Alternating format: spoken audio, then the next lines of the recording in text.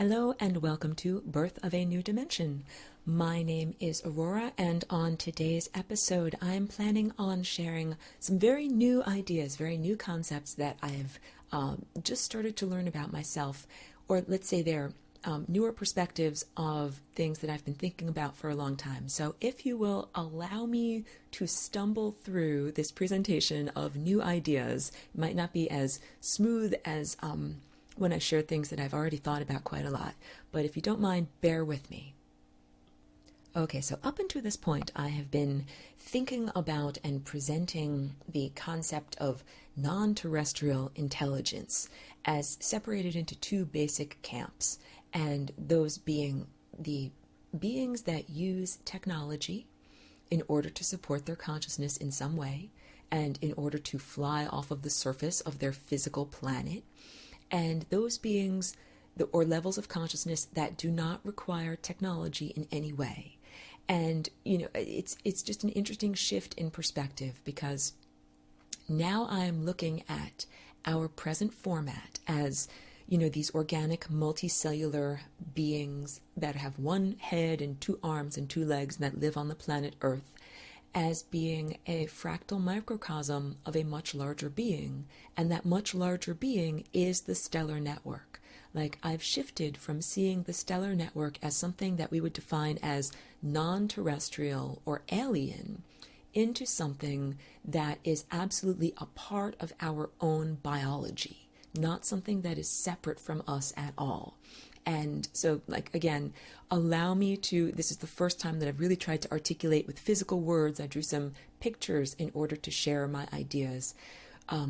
The idea that, if we were to look at your neurology as like a template or a pattern, and we said that is what's going on here at this level, and we can expand that into a grander scale. And if we expanded that into a grand enough scale, we could say that the larger scale neurology is the system of stars that we see, from the viewpoint of standing on Earth's surface looking up at the night sky. But that is not actually something separate from our own mind and cognition and ability to think and perceive. We've been artificially separated from it, though.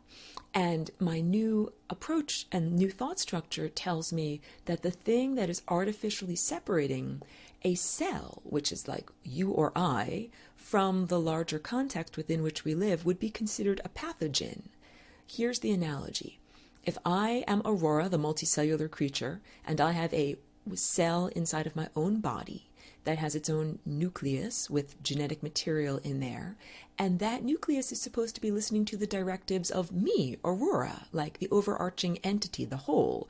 That cell is not supposed to listen to the directives of anything outside of us.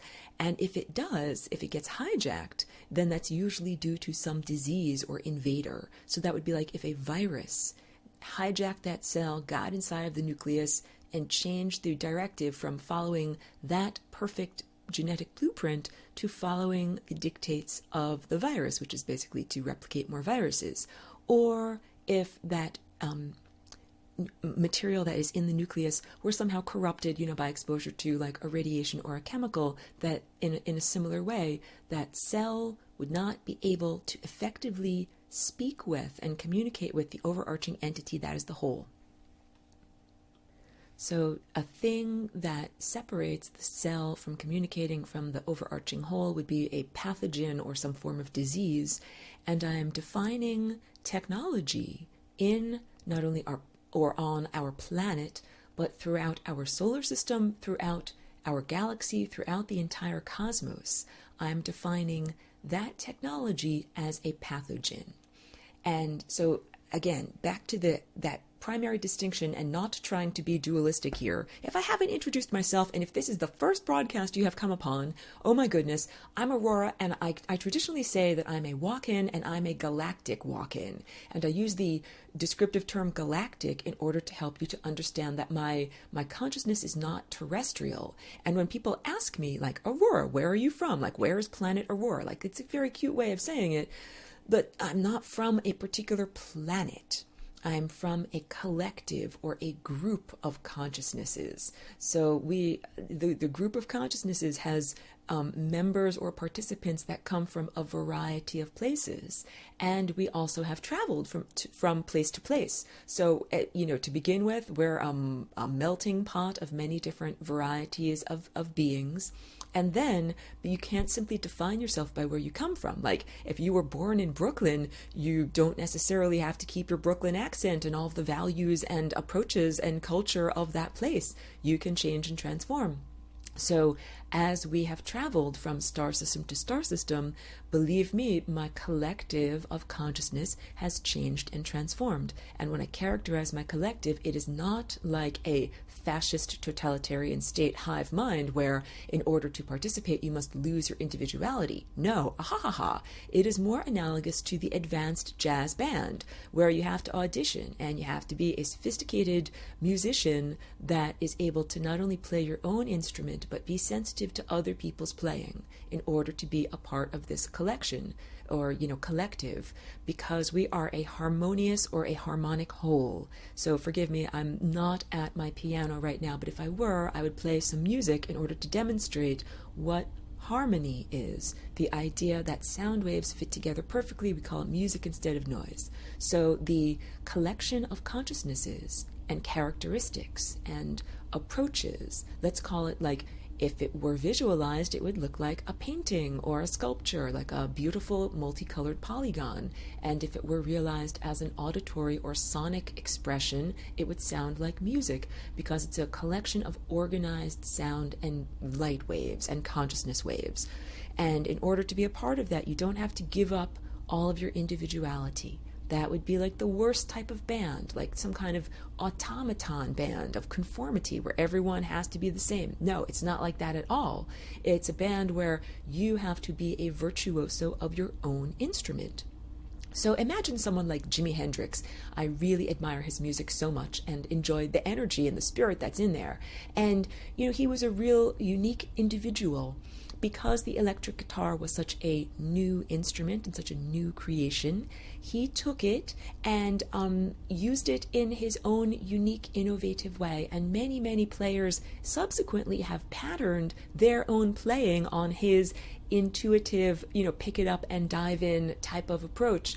And that is like he created the standard of what we consider to be, modern electric guitar playing. But imagine that we gave Jimi Hendrix, the abstract being, a different type of instrument, a totally new creation. Then he could express himself through that totally new creation, whatever. I'm not even going to pretend to make up a word for a new instrument. But this is the whole idea, that your individual artistry shines through whatever particular instrument or medium it is presented with. So it is not about chipping away at your ego. I think that there is some teaching that derives from Buddhism or has somehow come into like the modern community of seekers and self-cultivators, this idea that you have to kill your ego, this idea that you have to somehow get rid of whatever is your own innate, unique characteristic in order to integrate with the rest of the world, which is what would be called, enlightenment.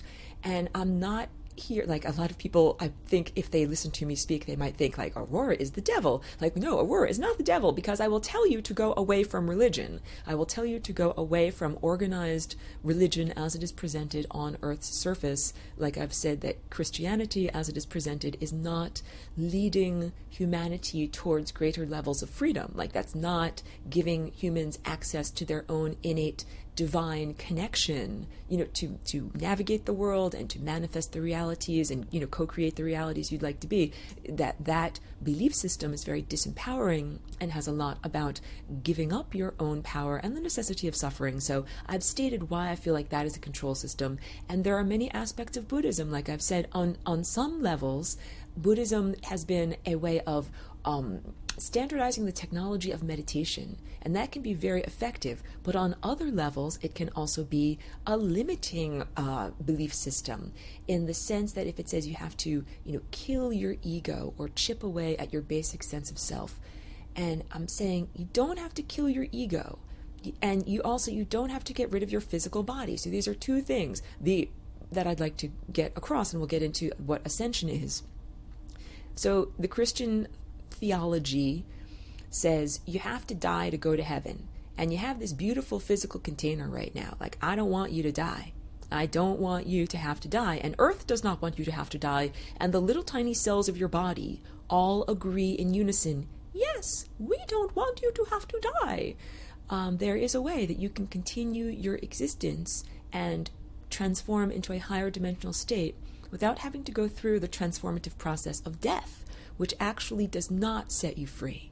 I'm sorry to tell you this because I know that life in the physical realm here in this time and place is very hard. You are under great duress. We are all under great duress. And many people envision that the solution is death. And the solution, like that, is how you get out of reality. However, I am here to tell you that that is not really a solution.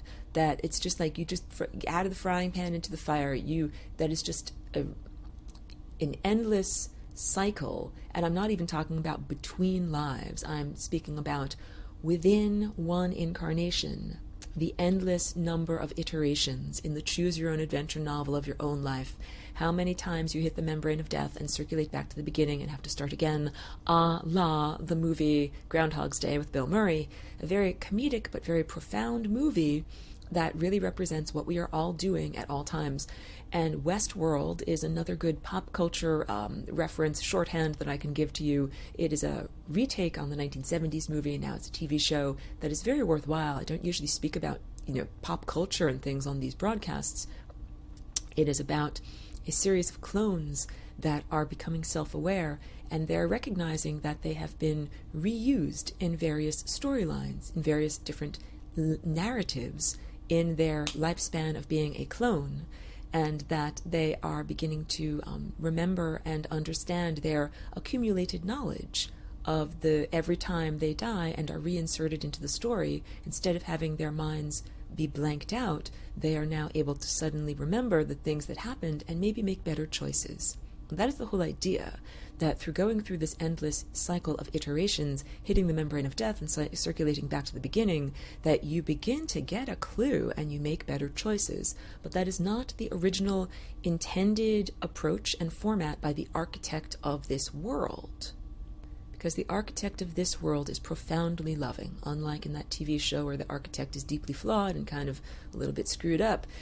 The architect of our world is really profoundly loving and did not create all of these creatures like you and I here merely to suffer and die. That is totally a distorted proposal. And so in these broadcasts, my whole intention with my experience of being Aurora is to heal the time field. That is why I created the Flying Rainbow Lasagna, and I know that I'm jumping around a lot in this broadcast. Bear with me. It's very nonlinear. The Flying Rainbow Lasagna is the oscillating maneuver of the genetic material of this body that allowed me, as a non-physical, abstract, galactic presence, to come into this body. The human genome was degraded about 10 or 20,000 years ago. It is far afield from its intended format. And the way it was degraded was through a use of technology. Now we can understand why the cells of the body are not effectively communicating with the overarching body as a whole, because there was a change that was imposed upon these bodies, and it was a technology-based change. And what happened was these invaders of consciousness used technology to impose themselves, their consciousness, their characteristics, and their will on the basic human template. And then it was no longer possible for each one of us to fly through the experience of time and space in an unfettered way. All of a sudden, you've got all these boulders tied to your ankles and various inhibitory aspects that are preventing you from making your own choices, thinking for yourself, perceiving clearly. And we have all been on this struggle over millennia to reclaim our higher faculties. And the higher faculties are everything that sits upon the level of unconditional love. If your being, like your non-physical being, is a layered hierarchy, like a pyramid structure, with physical at the foundation, and emotional up from there, and intellectual up from there. At about the middle of the pyramid, we have unconditional love, which is your heart. And unconditional love, if I were at my piano, is a tone. It's a tone of music that we make when we are moving through time at exactly the right rate. And we are not grasping at the future, and we are not clinging to the past. So the meditation techniques of Tibetan Buddhism and, some of these formalized training techniques are all about how to get you up to speed and create that tone of unconditional love. But that's not the end of the journey. That's just like the basic rehabilitation of our energy field. And then it's necessary to awaken the higher faculties. And that's your communication center, that's at your level of your throat, the brow chakra, aka, your Christ chakra, but it does not have to do with the Christian religion, is located on your forehead or at the center of your brain, in your skull. And at the very top of your head is your connection to the divine. It's known as your crown. And those three things act together to make it possible for you to navigate higher reality. These are your higher faculties. Brief plug, if you sign up, I'm gathering momentum for an upcoming semester of Lessons for Full Spectrum Humans. This is like anatomy lessons of your non-physical anatomy, and also how to play the instrument of your body, how to understand and tune your instrument, and how, it includes meditation techniques, visualizations that you can do, real practices for your life that you can apply. It's not just a set of concepts, and it is interactive. So I do it in the form of webinars, here on the radio. Although I love to paint a picture with my voice, flapping my moving mouth parts, I am so much more comfortable when I can gesture and when I can draw, because so many of these concepts have to do with really visualizing a higher dimensional space. So I have a series of recorded lessons that are like your homework, and then we get together and we assemble in interactive webinars with a whiteboard that I can pull up, and that allows me to answer people's questions and also to share information visually. So in order to really get all of the nutrients of the lasagna, I encourage you all to sign up. You can do so easily by going to flyingrainbowlasagna.com and check out Lessons for Full Spectrum Humans. So the semester is upcoming, and if you are a returning student, you do not have to pay additional tuition if you've paid in previous semesters, and I am in the process of uploading the advanced level material, which you will also have access to as a returning student. So just need a little bit of time in order to do that. So I characterize myself as a galactic walk-in because I am an abstraction. I am not one of these beings that comes from a planet that had to put their physical substance into a physical, metal container or some kind of technological container and fly themselves across the vast distances of time and space in order to interact here in this planet or on this level. That I came on a bridge of consciousness, and the bridge or the format through which I came is called the Flying Rainbow Lasagna. And I do not hold that as a proprietary secret, although I could have, and I hope that really speaks a lot to the value system of who I am and where I come from, because my collective of consciousness, this is all about freedom for everyone. Not just freedom for one tiny sector of society that gets to then oppress all the rest of society. It is about freedom for the entire system.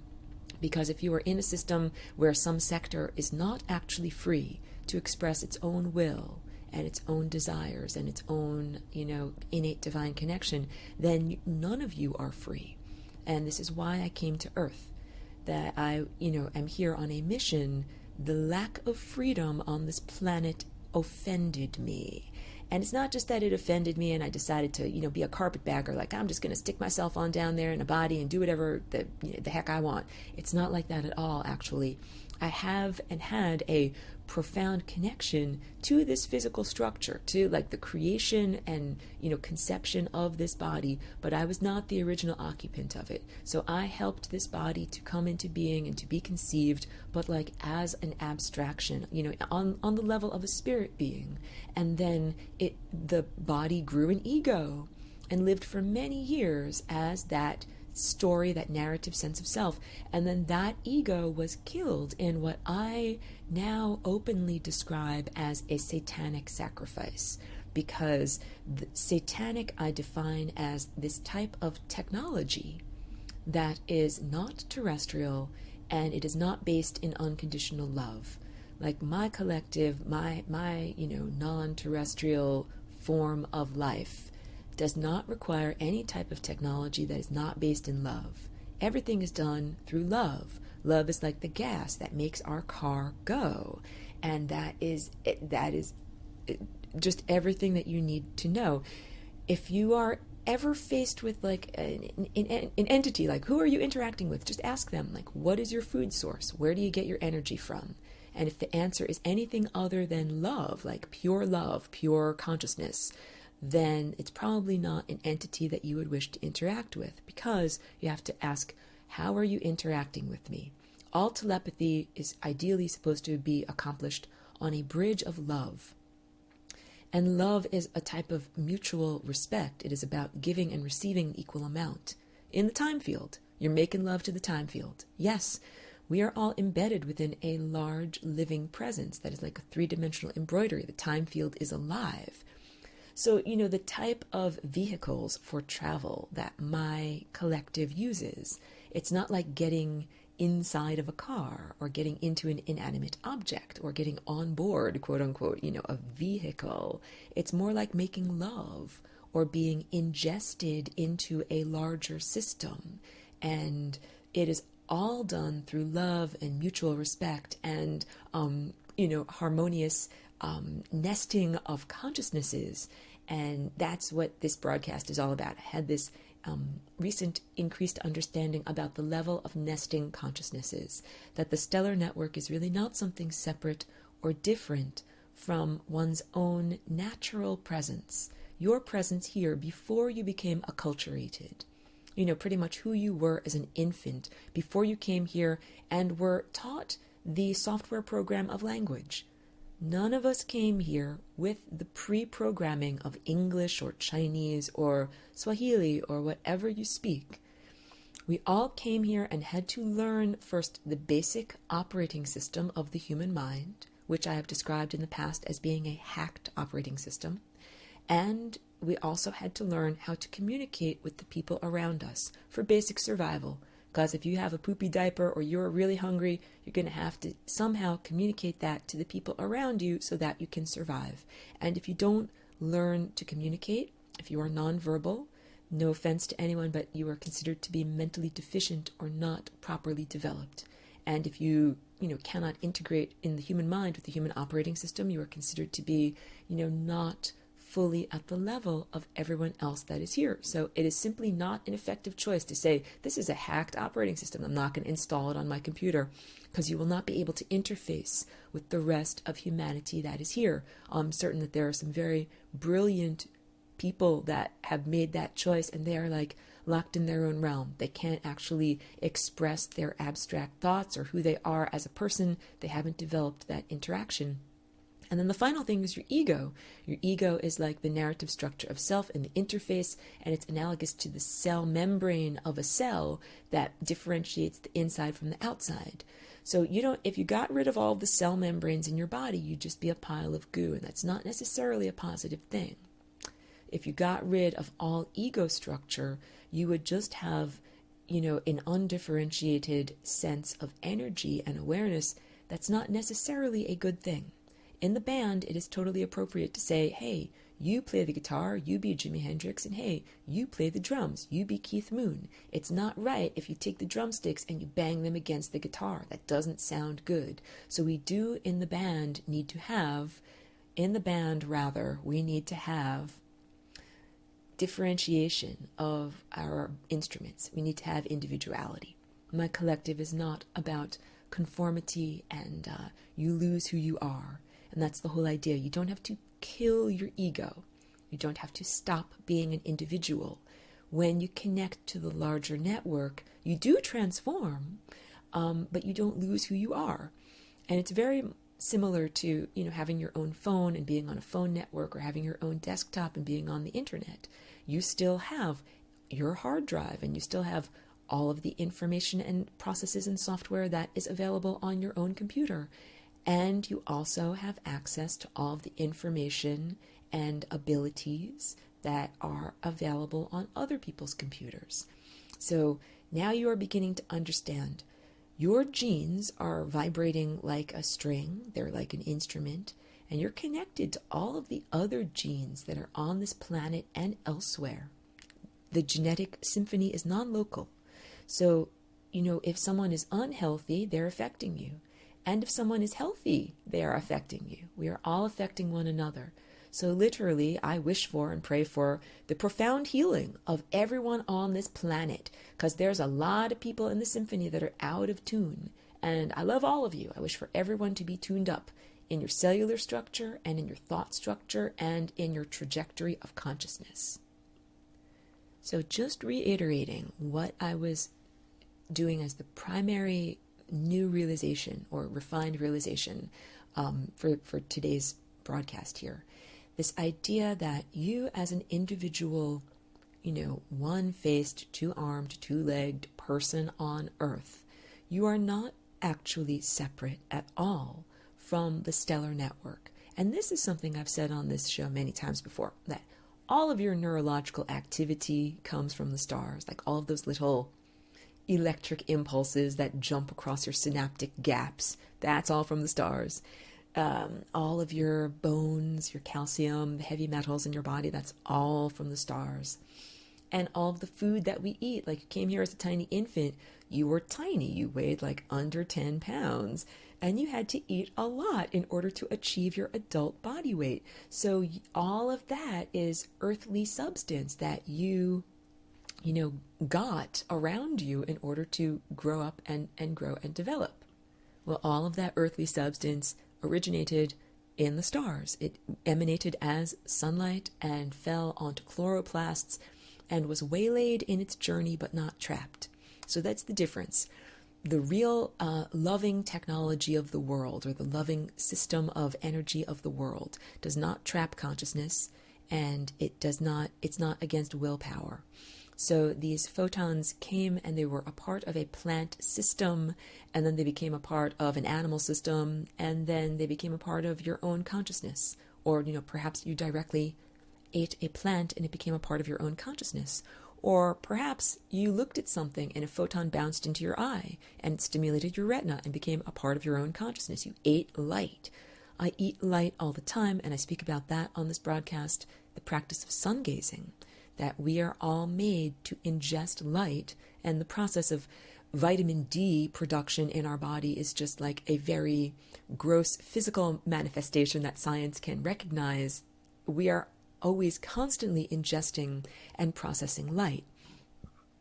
So we are not separate from this stellar network, and not only does light and energy come from the stars to us, but we also broadcast our consciousness experience back to the stars.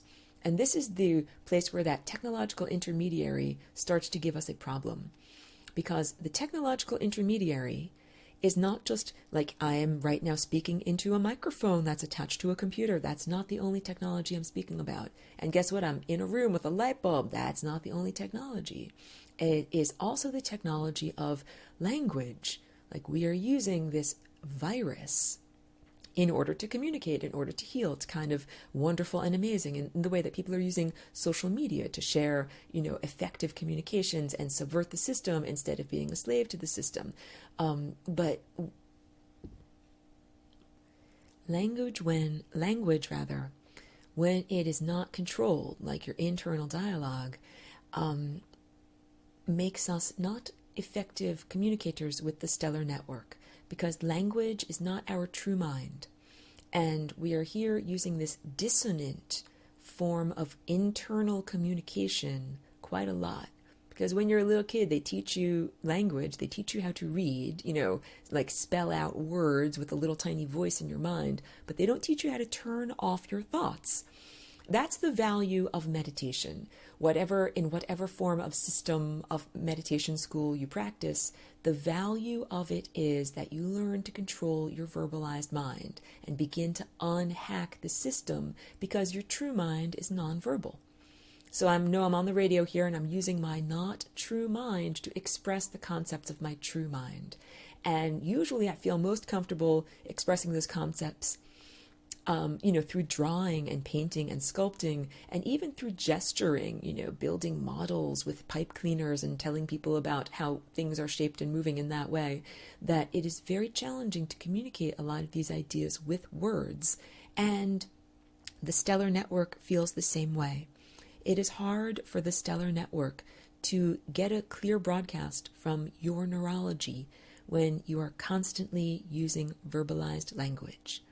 So a lot of the time, the stars love us. The stars do not know what is going on in your life because it's being blocked out by a screen of constant verbalization. And this is the real technology that is causing a perturbation from humanity effectively connecting with the stellar network.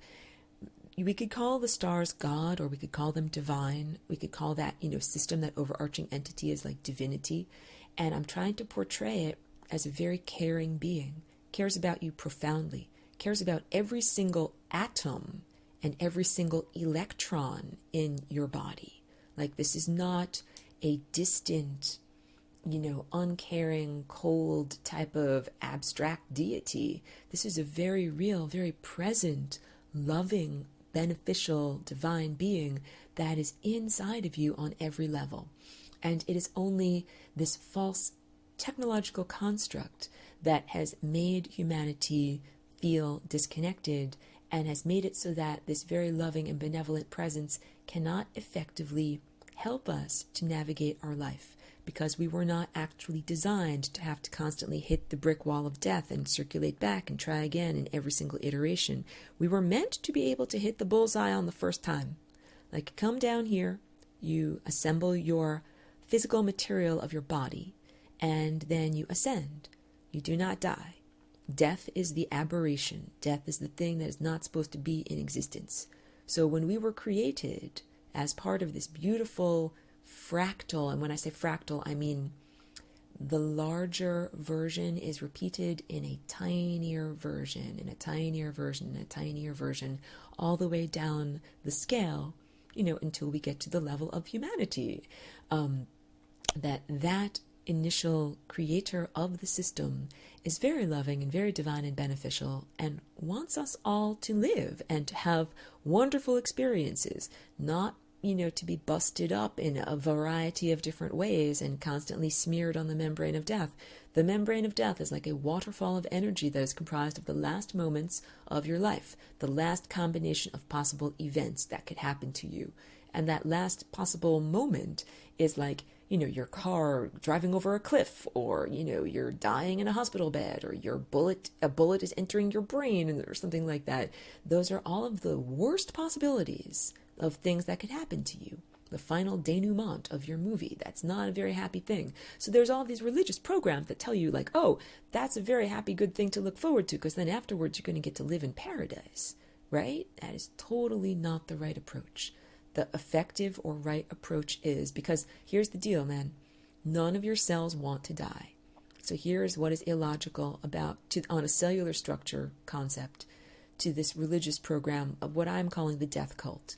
And the death cult has a variety of names. It's Christianity, and it's also Judaism, and it's also Islam, and it's also Hinduism, and it's anything that says that you have to die and release your physical body in order to achieve a transcendent mental state or a transcendent spiritual state. Because I am here to tell you that you can achieve a transcendent spiritual state by transforming your physical cellular structure and imbuing it with more energy and turning it into what I would call a higher organized structure, like a crystalline structure. If you just take a bunch of carbon atoms and you slap them together, you get coal. You do not get a crystalline structure. If you organize all of those atoms in a perfect lattice structure, then you get a diamond, and it's beautiful. We're supposed to be these beautiful, indestructible diamonds. Our bodies and the cellular structure of our cells and our actions through time and our thoughts that we emanate are all supposed to be part of this beautiful, impeccable structure. And impeccable traditionally means sinless, like without any flaw, but I don't mean like that you are a sinful, horrible person, like some people think you have to go to hell. It's more like being a perfect crystal, an unflawed diamond with no occlusions, just the perfect cellular version of you. And that's what we are supposed to be. in this cosmos, we are supposed to be these little tiny fractal shards of a larger whole, and we are supposed to be integrated with it perfectly. That's the crystalline structure. But we have technology that is being used presently that separates us from that structure. And so part of the technology, I've just described it, it's the death cult. It's any of these software programs that are running in your body individually and in your culture as a whole on the planet. Because these death cults took over the various energy centers, like of the earth, just like you have meridians on your body via acupuncture, there are meridians on Earth's surface, and there are special churches that were built on the meridians for a purpose in order to hijack what should be a celebration of life force energy and turn it into a story that is a narrative structure of the necessity of death. That's what the Christian narrative structure says, that you have to die in order to go to heaven, and that you go to heaven through this, religious figure that is known as Jesus Christ. And I am here to tell you that you can jump up and over that flawed software program. Again, not casting aspersions upon anybody's religion, because I understand you're here under great duress. And sometimes these narrative structures help hold people together. They help people to get through their challenges of their life trajectory. I understand the value of it. However, it is a set of training wheels, and it's something false and destructive and should be removed at this point, because you do not have to die. And I really want everyone to understand that on a profound level. I'm not a demonic temptress here, tempting you and saying, go away from your religious teachings and give up Jesus Christ and, do something else instead. I am saying that that is a flawed program that leads you to destruction and tells you while you're being destroyed that it is necessary and that it's necessary for your rebirth and creation. And I'm telling you, you can be recreated and transformed and reborn without having to die. And that's the experience that I had with this physical body, that the previous occupant of this body, the ego structure, was literally killed or murdered or destroyed.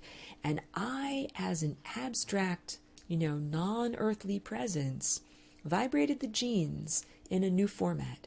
And I created a new narrative structure story. It took time. It took a couple of years. And the new story is named Aurora. And this new story understands that it doesn't have to die to go to heaven. And heaven is a mental state. So all of the cells of your body don't want to have to die. They are like the workers in your, company. If you think of your body as like, a business, like a corporation, and you are the fancy CEO and you come to work every day in your limousine and you have all of your workers that work for you. If you die, if you are the ego and you die, all of your workers all of a sudden lose their jobs. They don't want to lose their jobs. They want to stay alive. They don't want you to die. And Earth is the origin of all of those little workers. Remember, you came here and you got a cellular structure and you ate a bunch of milk and then graduated to solid food, and eventually you grew a big adult-sized body, and it's all made of stuff from the stars, and it's all made of stuff from Earth. None of your body is technology. You didn't eat metal and become a cyborg. Everything that you ate came from Earth and the stars, and it's all alive. It's all part of life. And this life, that is your organic cellular body, does not want to die. I am giving you, like this, when I understood this, I literally was listening to the cells of my body. And it was a profound change from understanding how death is portrayed in this place and how most people feel about it as like, oh, a release of your body. Oh, I'm released from pain. Oh, I'm released from disease. Oh, I'm released from whatever backache, toothache, bunion, nearsightedness, or whatever that you consider to be a flaw or inadequacy of your body. And I really perceive the body as an artistic work in progress, and that we are each, not only musicians playing the instrument of our body, we are artists. We are creating our body. And you do not have to simply exist within a diseased or uncomfortable body. Just like look around at the planet. Our planet has the potential to be the most beautiful Edenic garden. And it's only because of technology that it is being degraded into, currently, that's why I say great duress. We are under so much pollution that is making it difficult for you to think clearly and for your cellular structure to achieve that crystalline level with no occlusions. That means the diamond was formed with no little specks because there was no pollution. But during the process of forming a diamond, there are great pressures, and the idea is that that is what forces out all of those impurities and makes it a perfectly clear crystal. That's what we're experiencing when I say this show is called Birth of a New Dimension, and we are coming out of the birth canal, and the pressures that are in the birth canal on a little baby's head, squeezing its cranium as it comes out, this is what we are experiencing individually, as a planetary whole, and as a cosmos. We are all being born into a new level of consciousness that no longer requires or has to interact with the intermediary of technology. So think about all the things that I described here on this broadcast as impediments to your true connection to the stellar network. Not only any form of technology that we have around us, because these electromagnetic fields are inhibitory to true telepathy.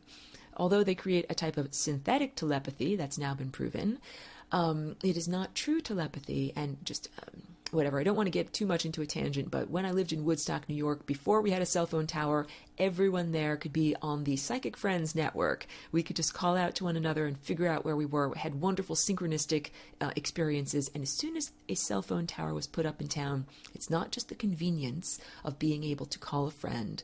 Literally, we lost some of our psychic faculties. And that's just my little personal, apocryphal experience, just an anecdote, that's been going on this planet for about the past 10 or 15 years, a systematic reduction in true telepathy by inhibitory broadcast waves. And that's everything from your smart meter to cell phones to atmospheric disturbances like HARP and other weather modification aspects.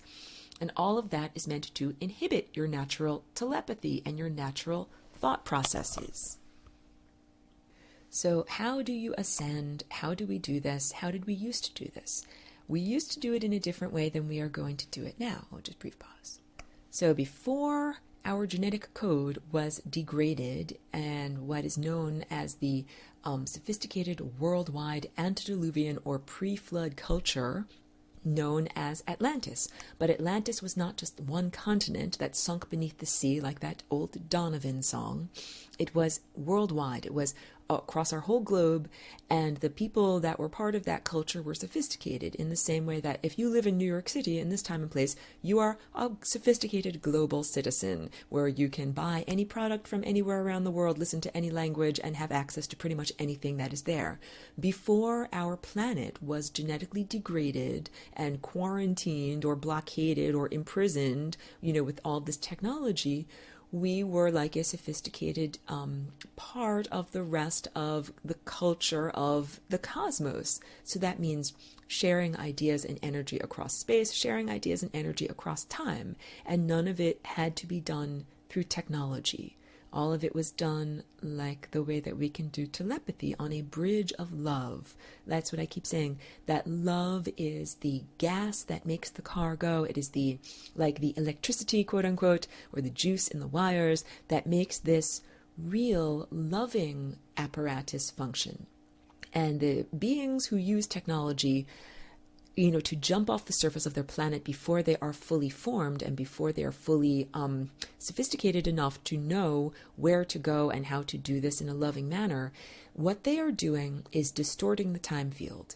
They are taking genetic material, and your genes are what ties together moment to moment at the Planck length. So your genes are not just the blueprints for your body or for the physical structure of who you are. They're also, the blueprint of your experience going through time. So when you degrade someone's genes, you actually degrade their experience through time. It's like changing the narrative structure of their life. And the beings that fly around through space and they're able to perform what you would consider to be very impressive feats, like being able to move a moon out of its orbit or entirely hollow out and excavate a planet and transform it into like a giant structure, like a giant internal city structure. Like think about New York City. It's actually a tiny island of basalt that has been, built up like a microchip, like 20, 50, 100 stories tall buildings on top of it. It's very impressive what technology has been able to do there. You can take a planet and you can do something very similar. You could turn it into a big, giant, quote unquote, New York City. But that is not very impressive when you start to understand that all of the power to do that came from raping and murdering and victimizing consciousness. So as opposed to a photon that flies off of a star and hits chloroplast and becomes, love-making occurs, and then a being eats that food and broadcasts that energy back to the stellar network, that is not the type of unbroken circuit of consciousness that I'm talking about. I'm talking about literally like if you took energy from someone and you trapped their awareness in a false world, in a false reality, like uploaded their consciousness and their awareness into you could call it a dream, you could think of it like a virtual reality, you could think of it as a server or a mainframe. This is what these incredibly sophisticated technology using extraterrestrials are able to do. They hijack a person's consciousness either in life or upon the moment of death, and upload them into a false reality, and then draw upon that energy for a very long time in order to run their world like batteries, okay? And that's trapped consciousness. That is not cool, and that the people who do that are not cool. So that is the type of technology and distortion of the time field that is inhibitory, that is a pathogen, that is preventing little tiny individual cells like you and me from effectively connecting with the larger overarching entity of consciousness, which is known as the stellar network and is really our own body on a grand macroscopic scale. And my contribution is the Flying Rainbow Lasagna. This is the boundary dissolving tool that we can use to get across this boundary of technology. That if there is an inhibitory field that has been placed between you and your thought destination, like if you want to connect with the stars, but you can't because there's this stupid static field that is in between you, you can use the Flying Rainbow Lasagna to jump up and over and get around to, I'm thinking of the right word, circumvent that blockade. That this is how you can do it. So my own body is a template, and I learned how to jump up and over whatever neurological impairments were the result of the attack on my brain of this body that killed the former occupant. There's definitely, neurological deficits, but instead of being like, oh, there's a roadblock, I can't go any further, I jump up and over the roadblock and fly to where I need to go and then, set back down. We can do that through time also. If there is an impediment between you and the activity or experience you would like to experience, you don't have to say, oh, well, I'll just die or I'll just stop moving through time. You can say, I'm going to jump up and over. Or if you want to connect with a far distant level of awareness, that's really what the stars are.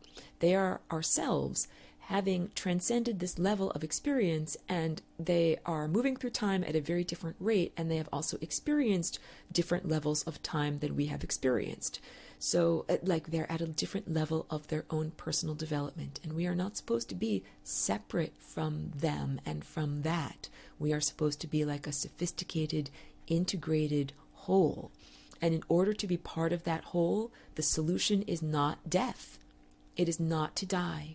And I'm almost at the end of this broadcast. I know that there are a lot of narrative structure paradigms flying around right now that are all about basically, Earth being harvested. And I totally do not promote any of those as an agenda. And I say caution, like red flags, warning, to watch out for that. Anybody who is promoting this agenda of your consciousness going to be harvested in whatever way it is described. If it is that you're going to die and you're going to go and live in Jesus's mansion in the sky, be aware, be cautious. If it is the conception or fantasy of a metal spaceship flies through the sky and with a tractor beam picks you up and brings you inside, and that's how you fly off of Earth, be cautious.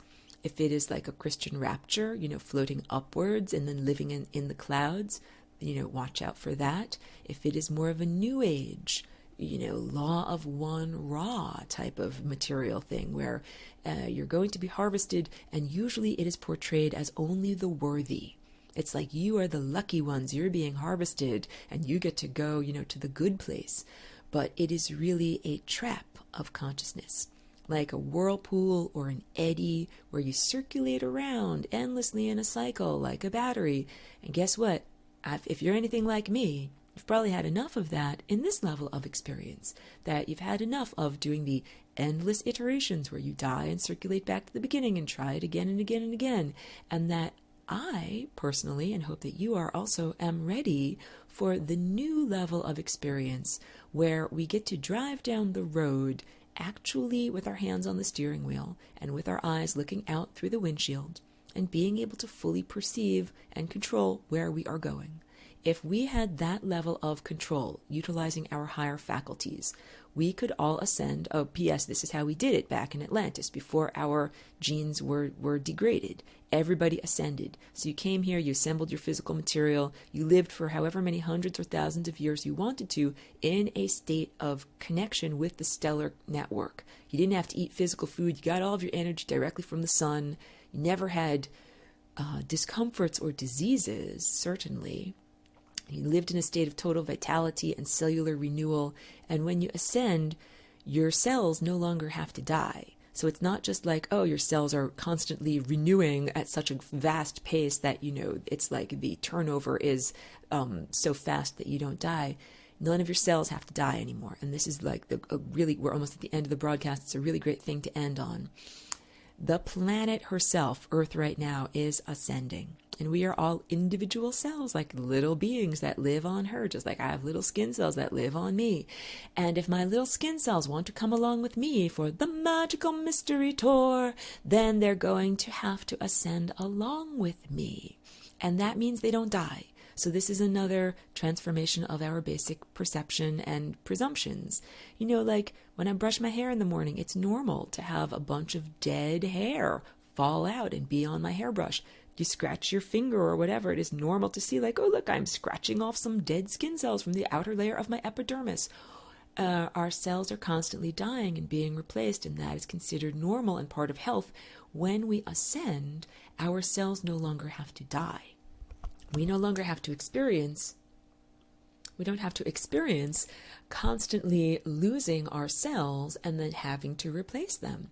So, just think about all of the reasons why we have to do things like dust our house and vacuum our house and clean our clothing. I mean, a lot of it is because we are constantly shedding our dead skin cells and various effluvia onto the surfaces around us.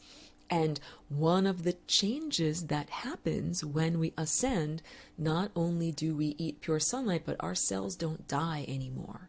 And this is the whole point. The body is like a corporation. Nobody wants to lose their job at the corporation. You want to keep on working. You're like, I still got plenty of life in me. I got great ideas. I can still add to the company. Don't want to have to retire. Like that's what the death of the cells are. And then, a new worker comes and replaces you. Imagine if the cells of your body didn't have to die or retire and be replaced by new incoming cells. Imagine if all of your cells that were experts at their job could keep on doing their job. And this is the intention of how we were created. So in ancient Atlantis, when a person was bored with their life and you were ready to get up to the next level, you gathered all of the energy that was necessary and were cheered on and helped by all of the people around you, like in a type of prayer or ceremony, like saying good luck on your journey. Everybody helped you to go on up. And the physical structure of your body had energy added to it, like, whoop, we are raising the energy until it changes state into a non-physical state. So when we change state, this is like when something burns, but this is burning with the flame of consciousness, not with the physical flame. This is the huge distinction. If you cremate a body right now in this time and place, you are causing it to change state, but the cells, they're alive, they aren't ascending. It's not really what we are supposed to be doing. We are supposed to be kindled with consciousness And so, of course, it takes a long time to become a virtuoso and to learn how to do this. That's why traditionally our bodies are made to last hundreds or thousands of years, as long as it takes to become an expert virtuoso and learn how to do this. And okay, so Earth is doing this right now. And I understand that you and I might not have hundreds or thousands of years in order to get our act together and do this. We are going to have to figure out how to do it. We are in the process of giving birth. And so part of it is this change in software program or mental approach. Like for me, when I had that insight that came maybe over the past 2 weeks, the idea that when our bodies ascend, we will no longer have dead skin cells. We will no longer have death as a basic part of our physical structure. We will exist in a new format. That was that was like a symptom or a clue that I was getting to a new level of development, because prior to that, I had been working according to, the basic presumption that my cellular metabolism would just increase, like, the turnover would just be so fast that you'd just keep on making new cells, new cells, new cells. But this was really something new, the idea that you don't have to keep on having your cells die. Of course not. Death doesn't exist anymore. All of your cells are expert musicians. You are an expert musician, and you are submerged within an expert symphony surrounded by all of these other expert musicians. So there is no right or wrong way to do this. We are innovating in the moment. When I say we don't have hundreds or thousands of years to figure it out, what used to happen in Atlantis was individual ascension. Like the rest of the people were there, and then, a couple of athletes would make their journey and they would fly off on the soul migration. We are all doing the soul migration together. So we cannot simply return to our old habits, rather, of what we did in a previous time and place. We have to really innovate. And jazz musicians innovate. They might say, like, hey, I played this song this way last time, but I'm going to play it a little different this time. The tempo will be a little different. Or maybe I'll make this note a sharp or a flat or something interesting to change it up a little bit. This is what we need to do. So each one of us and the planet together as a whole, we are right now innovating on this beautiful, improvisational jazz. And we're also working within a format. Jazz is not just, totally free. It is the end of this particular broadcast, but not the end of this journey. Please continue to jazz improv and dance like a flying rainbow lasagna with your own DNA as the planet is ascending. Thank you.